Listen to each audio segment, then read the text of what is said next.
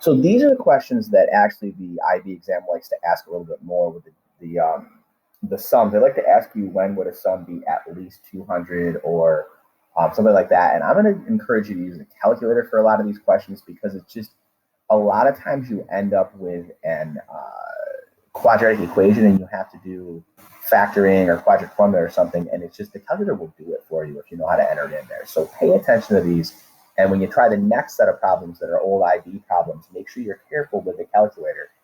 You can actually use the calculator for a lot of these things if you want to.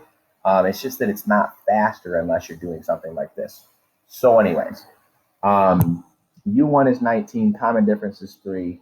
I want to know when the sum will be at least 200. So what I'm going to do is I'm going to take this formula, the first one, obviously, because I don't know the last term. And I'm going to write down, I don't know what n is. So it's going to be n over 2. 2 times 19 plus n minus 1 times 3. So that's my general formula. And then what I'm going to do is I'm going to put this into y1 in the calculator.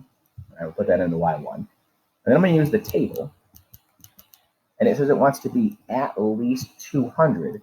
That means 200 or more. And I'm going to look for this in the table, and then I'll be able to put a little bit of information down here.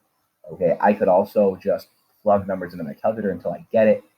But if I try to solve this, I'm going to end up with a quadratic, like I said, where you're going to have to factor it or use the quadratic formula, and that's not everyone's favorite thing to do. So go to the calculator and go to y equals. I've got one in there that I did before. Clear out whatever I have. I'm going to use x in place of n. You can actually put an n in the calculator, doesn't care. So x over 2 times 2 times 19 plus x minus 1 times 3. I just put that whole thing in there. Make sure you close all your parentheses just to be safe. So there's that. And now if I graph it, it's not going to mean anything to me. So I want to look at the table. And then what I'm doing is I'm looking for, so when I have one term, the total's 19, and then 41, and then it keeps going up.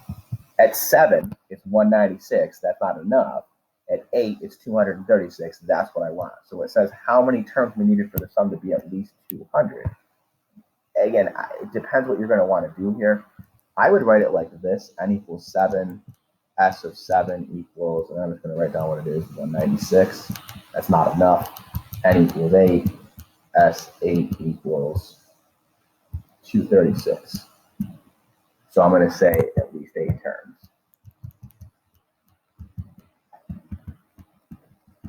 And because the IB doesn't care what kind of work you show, that's plenty. You could actually probably get away with just saying, n equals 8, S of 8 equals 236, or you could probably just write down at least 8 terms.